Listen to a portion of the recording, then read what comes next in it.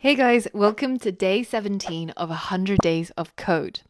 Now today we're going to be focusing on how we actually create the classes that we've been using in yesterday's lessons.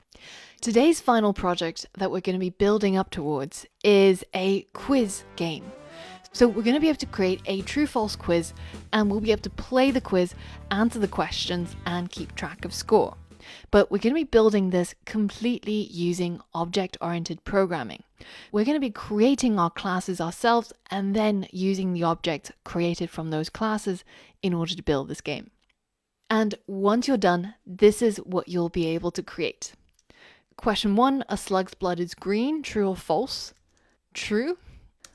Now, if you want to have a play around with the final project to get a feel for how it works, then you'll find a link to this final version of the quiz game in the course resources. But once you're ready, then head over to the next lesson and we're going to get started by learning how to create our own custom classes.